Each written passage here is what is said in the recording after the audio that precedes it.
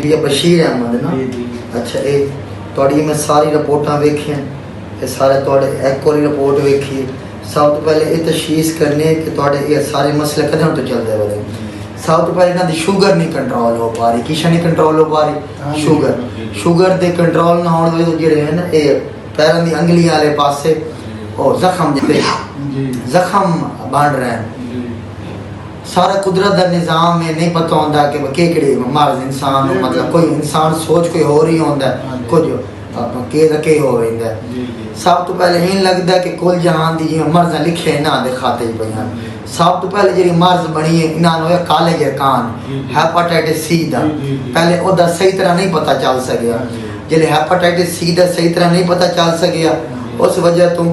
इन्हें थोड़ी जी तिली का साइज वध गया तो जो थोड़े जिगर सुकड़ गया। उस बाद मुड़ कोर्स किया, उस बाद PCR नैगेटिव आ गया, कुछ जिगर वाले पासे बेहतरी हो गई। सब तो पहले नंबर वाली ये मर्ज है। दूसरे नंबर वाली मर्ज इन्होंने तो छाती वाले पासे दर्द उठा, ECG कराई गई, ट्रॉपटी एक टेस्ट होना दिल वाला वो कराया गया था। उदों तो इन्हों की तशखीस हुई कि इन्हों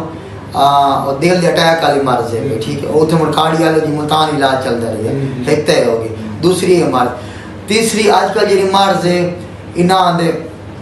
फेफड़े वाले पासे पानी भी इकट्ठा हो गया। इकट्ठा हो गया पानी का उन्हें रखिंदा प्लूरल अफियन रखिंदा फेफड़े वाले पासे पानी इकट्ठे होने की वजह तो मसला है कि जिले झोंक के बांध दें तो बिल्कुल ठीक हो गए। अगर ये बिल्कुल लेट के बह जाए तो यही लगता है कि जी मेरा साह तंग हो गया, ऑक्सीजन की कमी होना शुरू हो गई। ता करके अगर बिल्कुल सीधा सुमें तो सीधा एक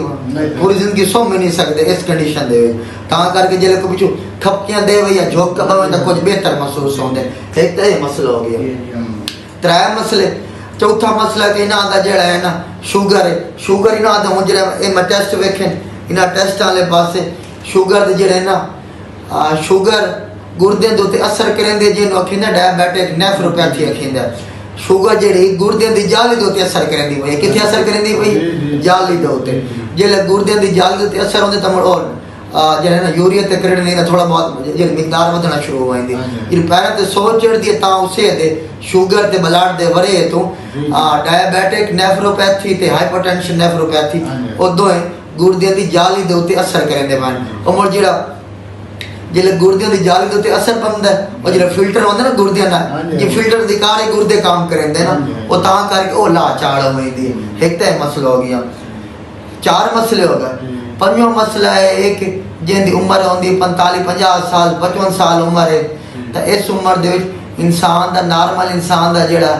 इंजैक्शन फिरैक्शन होंगे जिन्होंने दिल का पंप आखिंदा वो 50% तो जाके तो 70% तक काम करना होंगे। तो इन्होंने थोड़े छोटे भाई और 30% काम करता है। कितने फीसद काम करता है? 30%, मतलब अद्धो अध घट गया।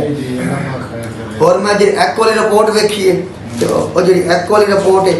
एक वाली रिपोर्ट वाले पासे ये मसला आ रही है। एक वाली रिपोर्ट वाले पासे ये मसला आ रही है कि जी दिल के जो 4 वाल होंगे उन्हें एंजियोग्राफी भी की है मुल्तान वाले जो 4 जो दिल के वाल होंगे और माइट्रल वाल होंगे अरोटिक वाल होंगी उस पासे जो वेन ही बंद हो गई लोथड़े की वजह तो जो थोड़ा बहुत जोड़ा है ना जोड़ा है ना वो वेन बंद भी होंगी तो ना थोड़ा जी अखींदा एक स्टीनोसिस होंगी तो एक होंगी रीगर्जिटेशन वो पिछा जिले वो दिल का पंप कमजोर होंगे जो दिल जले 5 लीटर जो ब्लड होंगे जो दिल सही तरह कवर नहीं कर सकता वो जो पिछा छट मरेंदा तो कुछ वो थोड़ा दिल का जो वाल है ना वो थोड़ा जी पिछा भी छट मरेंदा है पिया वो भी एक वजह बनती है। फेफड़े वाले पासे इन्हें पल्मोनरी हाइपरटेंशन भी है तो प्लूरल एफियन भी है पे वो मतलब वो एक अखींदा कि दिल का वाल की लाह चाड़ होने की वजह तो उन्होंने पल्मोनरी हाइपरटेंशन हो गई ते एक होंदा कि जो फेफड़े वाले पासे पानी होंदा और नसवार दे इस्तेमाल तो सिगरेट नोशी दे इस्तेमाल करने ये मर्ज अपना दे जी होंदी कि जिंदा जिगर अगर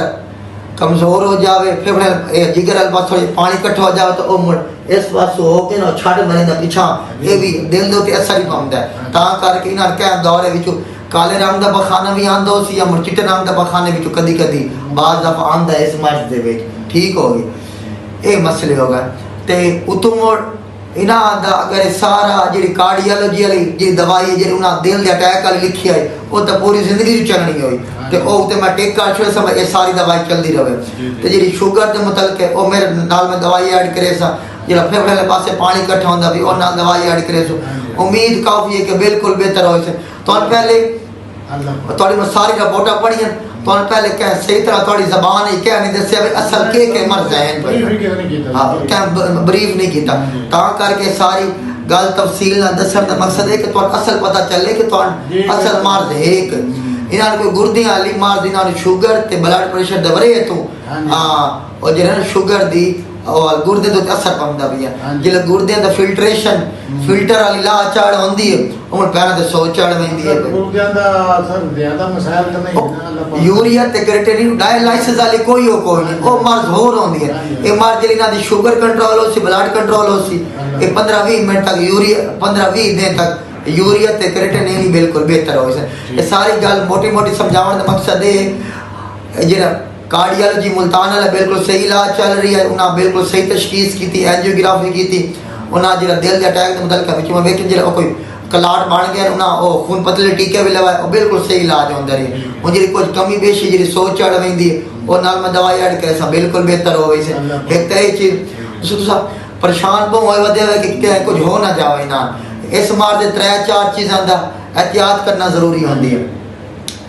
ज़हनी टेंशन नहीं ले सकते ठीक है इन्हों के वास्ते जे भी है जो हम दिल का पंप कमजोर हो गया ये तो कुदरत का निज़ाम है इन्होंने काला यरकान हो गया टाइम तो पता ना चले इन्हों के वास्ते जो नहीं वो सारा कुदरत का निज़ाम है वो तो डॉक्टरी फील्ड ना ठीक करना होंगे इसे इन्हों के जो वास्ते चाहिए कि कावड़ गुस्सा ना करें कावड़ गुस्सा कितना करेंगे मायूस बहु रामदे रोंदे ठंडे साह भरेंदे वो तो कावड़ गुस्सा चत्ता कह दी गल चंगी ना लगनी ये अलामत है कि अगर ये चाहें तो ये अद्धो अध मर्ज ए बेहतर हो गई दिल का पंप बिना आधा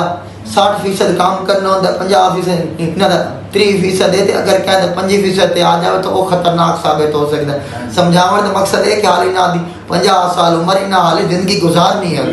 जिंदगी मौत अल्लाह के हाथ है लेकिन मेरा टाइम देवन का समझावन का मकसद है कि अगर मेरे समझावन ना दी सेहत बेहतर हो जाए तो डॉक्टर तो यो चाहिए होंगे डॉक्टर ने यो चाहिए होंगे एक चीज़ तो जो दूसरा है भी ज़हनी टेंशन घट ली से एक गुर्दे की जी जाली कमजोर होती पई शुगर पैरों से सोजी चढ़ती पई है इस चीज़ के रिलेटेड मैं इलाज करे सब बेहतर हो वैसे कि एक परेशान ना हो सके अच्छा हाँ चाली नहीं चढ़ सकते जी टिब्बी वाली जगह होंगी ना ये सीढ़ियाँ हो गई कोई टिब्बा होता है चाड़ी वाली जगह नहीं चढ़ सकते कुराड़ा कई वाला काम नहीं कर सकते और बाद जो कोई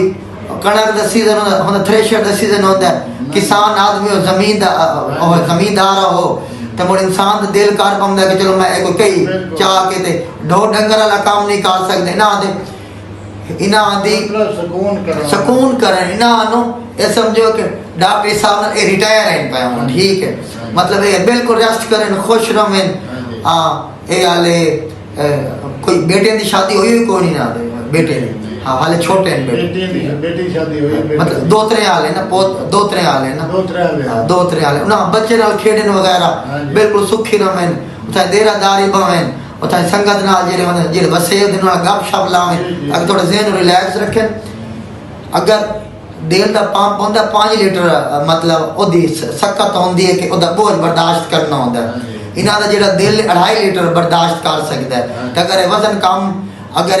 कोई सीढ़ियाँ ते चढ़ से कुराड़ा काम करे से तो दिल फेल हो सकता है और कंजस्टिव हार्ट फेलियर रखी वो जानलेवा साबित हो सकता है।